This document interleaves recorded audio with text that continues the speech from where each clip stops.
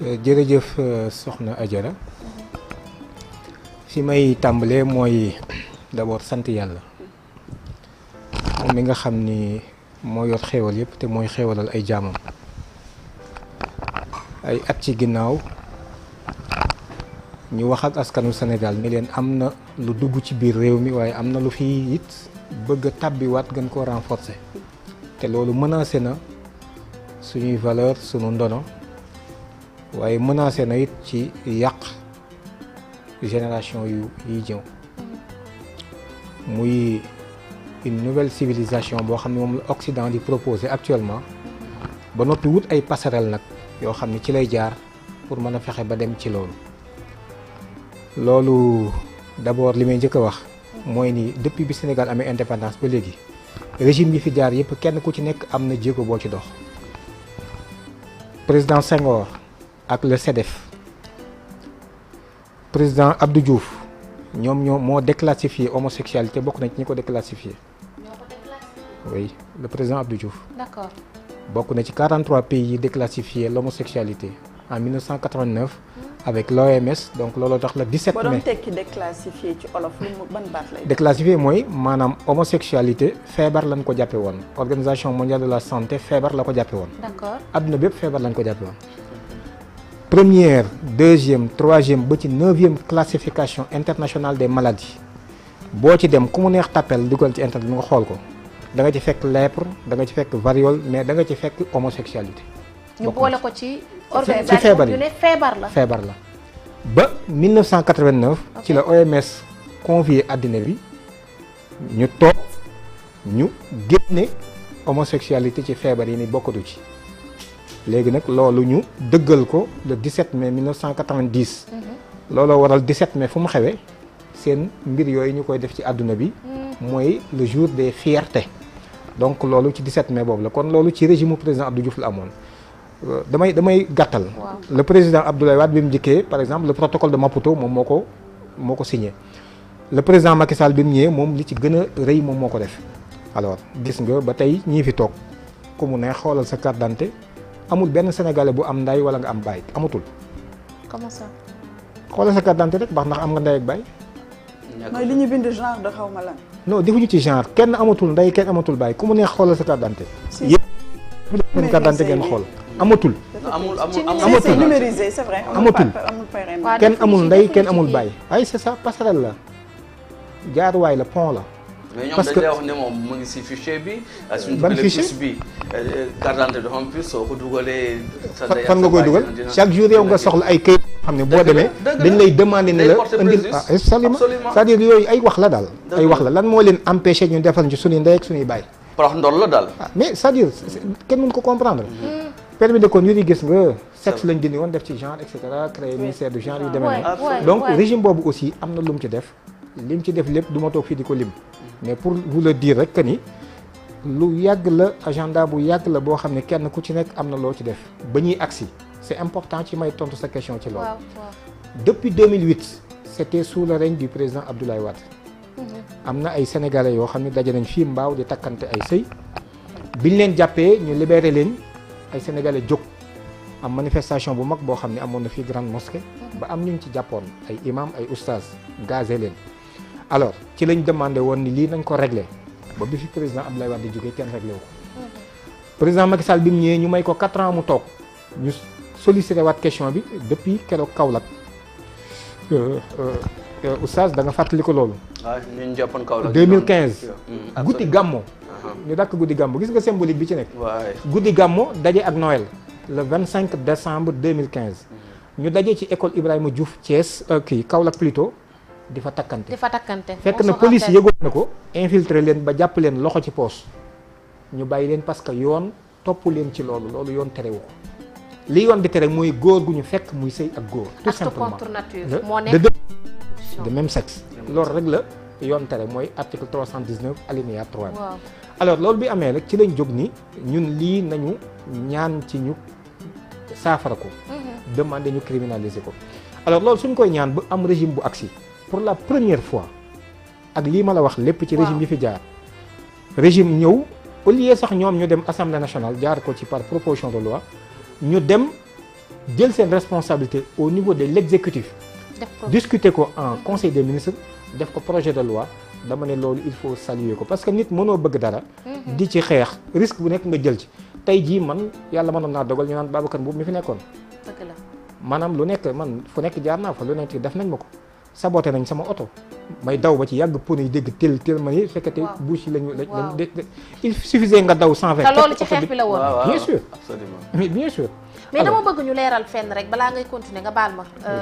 Ababacar c'est-à-dire am nga loo wax c'est ci régime yi nga xamante ni ñoom ñoo fi jaar cela veut dire que régime yi fi jaar yëpp dañu yoroon benn agenda bon c'est-à-dire ni adduna bi tëddee la xam nga dañ ko globaliser actuellement ok on est dans une sorte de globalisation il y a pratiquement un gouvernement mondial avec l'Organisation des Nations Unies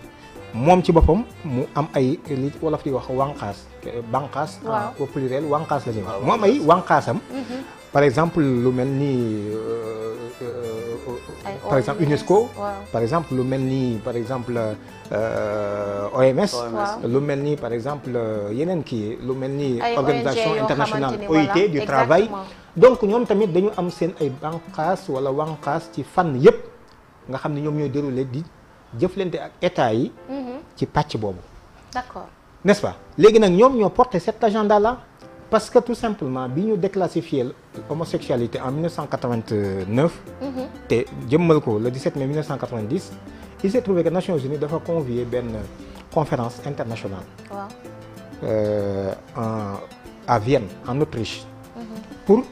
puisque ay àq ak ñooñu doonatuñu ay nit ñu feebar ñu war a dem faji ay nit ñu normal lañ loolu dugg na ci la normalité mais loolu il faudrait que ñu intégrer maintenant seeni droits ak seeni liberté ci dispositif international bi am puisque la déclaration parce que la déclaration universelle des droits de l'homme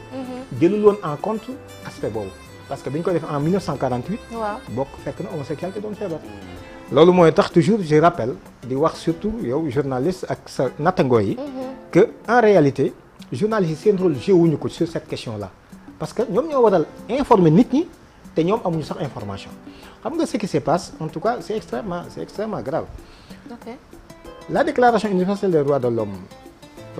proclamée le 10 décembre 1948 ci ñaari génération de droits de l'homme lañ ko teg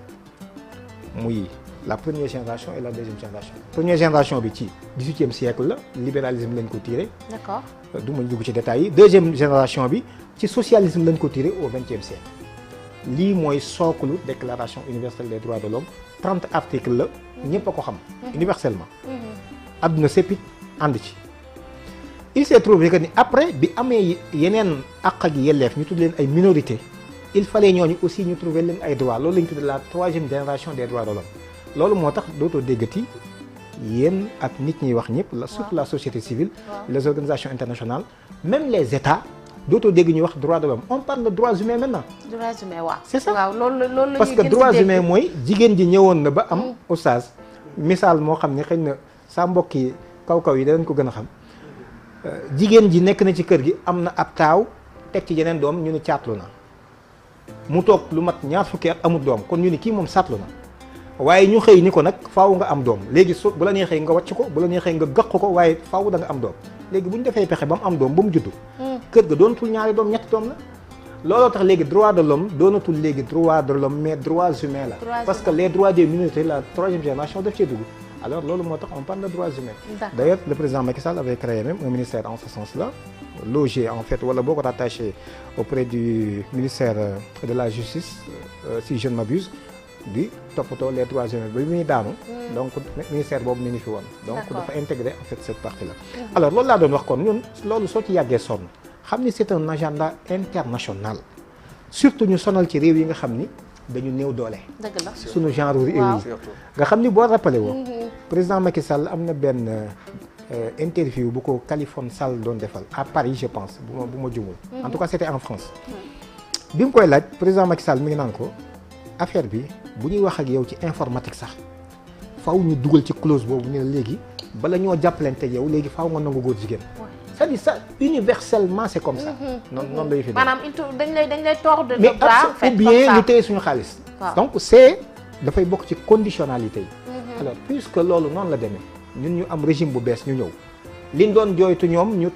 teg benn acte daan ni ñoom danañ ko porter exécutif yi. waaw mais kooku mënuñu lu rafetlu ko. d'accord encourager leen te fas yéene aussi gunge leen ci loolu ba ñun liñ bëgg mu am.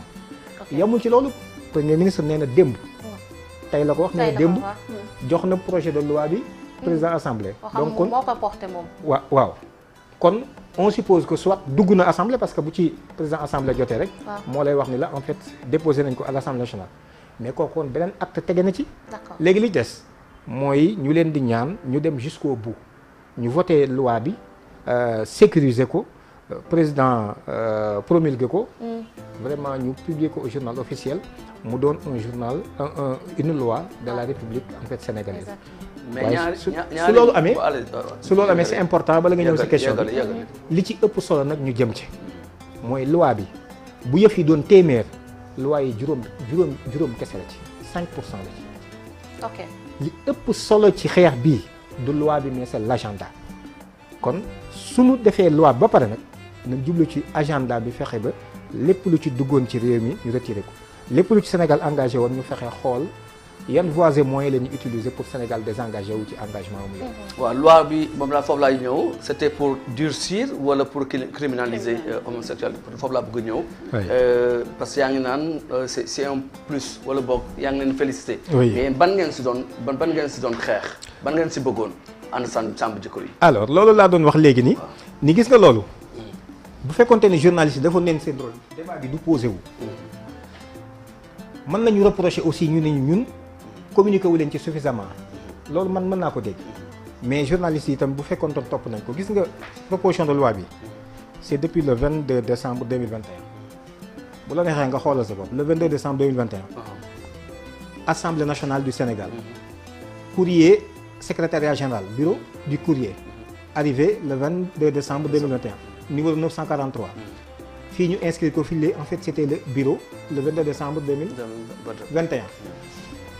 proposition de loi bi c'est la même proposition de loi bi ñu déposé waat aussi le 20 avril 2023 Assemblée nationale portée par 64 députés dont les députés de PASTEF Taxawu Sénégal etc. dans le cadre de l'intercoalition mooy Yewwi ak bi ci des waa PDS yi liberté Takku Wallu merci beaucoup soxna Takku Wallu ñoom 64 de leurs députés ñoo dugal lii proposition de loi bi lan la lii lépp listu députés yi ko porté proposition de loi modifiant l'alinéa 3 de l'article 319 de la loi numéro 65-60 du 21 juillet 1965 portant code pénal modifié criminalisant parce que on a insisté ni baat bi moom nañ ko ci dugal ndax moom la ñu waxoon ak Sénégal criminalisant les actes contre nature suivants homosexualité lesbianisme bisexualité transsexualité nécrophilie zoophilie lii la ñu déposé lan lañ déposé woon lan lañ doon demandé la loi c'est une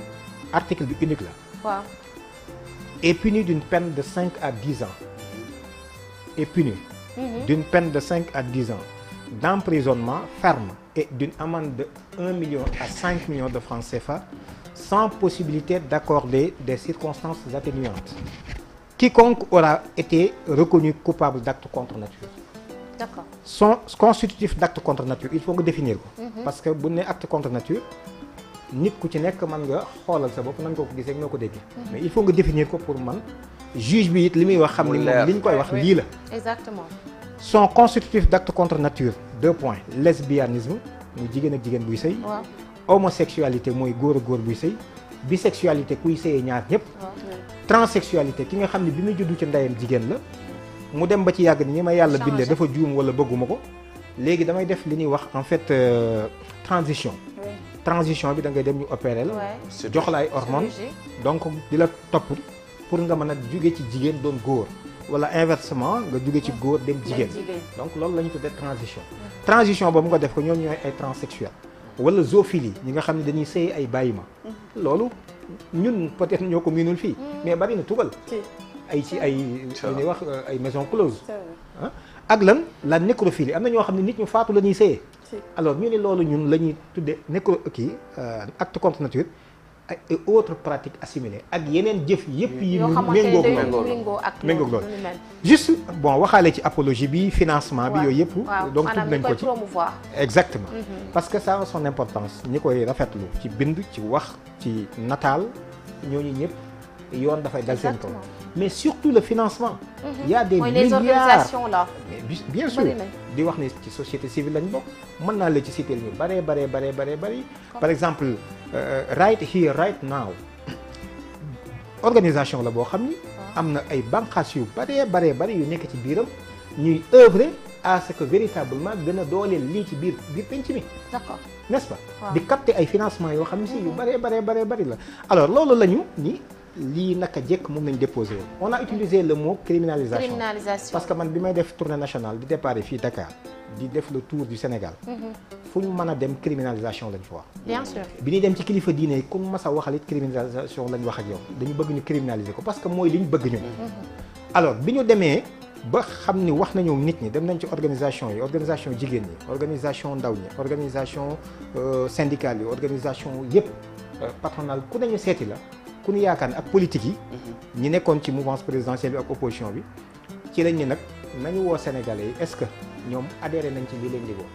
ñu def la manifestation du 23 mai 2021 ñu gis Sénégalais yi ñëw massivement dëggal ni ñun dañoo bëgg ko criminaliser ma rappelé ni ñun liñ leen joxoon pétition bi 3 points la woon premier point bi moo doon askan wi yéen ñi ñu fal dee leen déglu askan wi ndax ñooy seen kilifa c'est-à-dire loolu c'est important république ci lañ nekk askan bi ñooy kilifa président de la république du kilifa réew mi askan wi ñooy kilifa ñu ni premier point bi mooy yéen ñi ñu fal di leen bàyyi xel seen kilifa yi di askan bi ci seen i bëgg-bëgg ak seen i mébét deuxième point bi moo doon ñu arrêté agenda LGBT bi ci Sénégal troisième point bi moo doon criminalisation loolu bi ñu ko waxaatee ci mbooloo mi tàccu nit ñi d'accord ñu adhéré wu léegi lan moo ci des jóg maintenant li ci gën a yomb mooy bind loi bi man du ma légiste du ma bind loi léegi ne nañ dem seeti ñi nga mën a bind loi bi praticien du droit technicien du droit yi ak mboolem ñii tourner autour en fait du droit yëpp ñi ngi ci seeti waxtaan ak ñoom leen dañoo bëgg kuñ bindal proposition de loi boo xam ne danañ waxtaan ak député yi ku ko ci nangu adhéré ci cause bi nga def ko ci sa turu bopp parce que ñun mënuñoo déposer proposition de loi mënuñu aussi ñëw député bind proposition ne ko am dem déposer ko loolu yoon daf koy tere aussi quoi n'est-ce pas alors bi ñu defee loolu mboole seen ñoom ñëpp indiqué ñu nit ñi Sénégal gi ñu nekk bu fekkee da ngeen ni sur le droit pénal professeur Ndiak Fall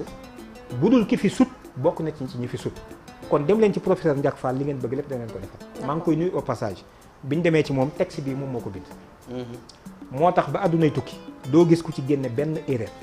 amul du mën a nekk d'accord mënul nekk te yéen lii ngeen déposé ca fa nga xam moom moo léegi bi ñu ñëwee ni ko dañoo bëgg ko criminaliser moom bokk na ci lim ñu wax bokk na ci ñeneen ñi aussi ni ñu ne criminalisation bi du solution ñu ne ko pourquoi ñu ne parce que la criminalisation buñ ko xisee def acte boobu kuñ ci tuumaal dara xam nga prévenu nga c'est vrai que ni daanaguñ la mais en tant que prévenu liñ lay njëkk a def mooy ni dañ lay yóbbu kaso d'abord ba pare après doo recette la criminalisation c'est comme ça moom waa ji buñ ko jàppee donte dañ ko fekk flagrant délit mu koy def dañ lay jàpp yóbbu kaso d'abord ba pare suñ la yóbbu kaso jël dossier bi jox juge d'instruction muy instruire maintenant à charge ou à décharge mën naa def 6 mois mën naa def 1 an mën naa def 2 ans mën naa def plus de 2 ans waa ji tëdd kaso léegi su noppee ba jël dossier bi maintenant transmettre ko le juge nga ñëw taxaw devant la barre mën ngaa taxaw juge bi xool wax ndax na nga xool ni la defoo dara mosoo def dara demal ñibbi oustaz loolu àq la de est-ce que loolu ku bëgg a saafara noonu ngay doxee ñu ne ñun dey du lii lañ jublu bëgg jubluwuñu tamit ndax xam nañ li responsabilité ndax jàng nañ suñu diine xam nañ ni li responsabilité bu diis la aussi ñu ne ñun lii du suñu jublu ñun liñ jublu mooy na yar bi gën a tàng gën a diis ba kenn dootu ko ñu may def ci penc bi te it tondol frontières yeeg fenêtre yi amoon yëpp nañ ko fat ba financement doo fi dugg kenn du ko ñemee rafetlu ci biir penc bi ñun lii rek lañ jublu alors bi ñu ko waxee ñu ne ñu kon li ngeen di def mooy na ngeen gën a yaatal champ bi yokk daan yi yokk yi tamit amende yi loolu moom mooy solution bi moom laa lay wax ni depuis 2021 loolu moom lañ defoon naka jekk du tey lañ koy soog a def ci nekku président Macky Sall loolu lañ dugaloon d'accord Alors, maanaam da pourquoi ngeen a débat génne bi- da ngeen a génne carrément le mot criminalisation. non nee naa la mi yéen ngi da ci texte ngeen da bi ngeen a prôné Mi ngi ci biir texte bi, mais après durcir moom c'est-à-dire du point de vue juridique waaw parce que c'est important waaw. du point de vue juridique ce n'est pas une criminalisation ok mais du point de vue social socialement ni ñu doon waxee ni on a toujours parlé de criminalisation d'accord moo tax gis nga nee naa la texte de loi bi ñu bind sax dañoo on a maintenu le mot le mot criminalisation criminalisation. dañ ko maintenir ci texte bi parce que ñun wax nañ ko ba Sénégalais yëpp dégguñu waaw moom lañ ci def mais puisque du li ñuy indil saafara ñun ci liñ bëggoon en réalité lan lañ alxuraan jàngaloon ci loolu nit boo xamul da ngay laaj ñi nga xam in kuntum la ta'lamun du noonu loolu moo waral ñu laaj ñi nga xam ne ñoo xam ñu wan ñu aw yoon woowa ñu jaar ci tout simplement bi loolu amee it man dellu naa sama bopp parce que lii liñ ci doon def lépp lu ci nekk acte bi maa ko posé ci sama loxo la jaar dellu naa Tiwaawan dellu naa Touba dellu naa Kaolack waxtaan ak kilifa xamal leen ni leen ni boroom xam-xam yi de nee nañ criminalisation bi ñu ci bëggoon ndax booba mooy ndaan yi gën a kawe ci Sénégal ci li yoonu Sénégal prévoir man su fekkoonte ni peine de la mort dafa am ci réew mi man li may plaider mooy nañ ku ci yàpp na la rey tout simplement mais loolu mënta nekk Sénégal ndax dindi nañ disposition boobu kon li fi gënoon a kawe mooy criminalisation mais dem nañ ca ñoom xamal leen ni leen ni boroom xam-xam yi yëngu ci loolu ak ñi nga xam ne ñoo ngi yëngu ci pénitencier doon ay pénitencier di garder prison yi ñoom gis nañ ni mbirum criminalisation dafa gën a feesal kaso yi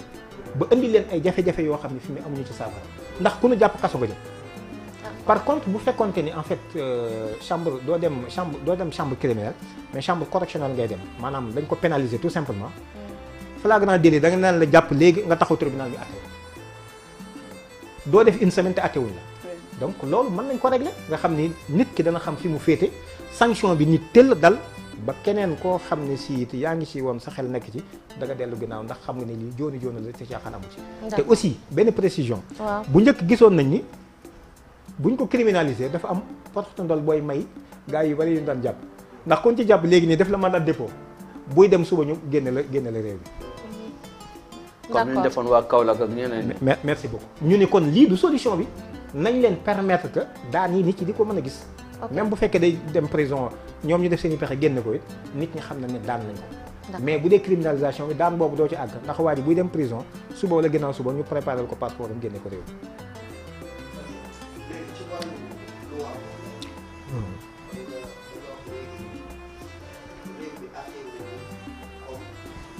charia léegi ma doon laaj yéen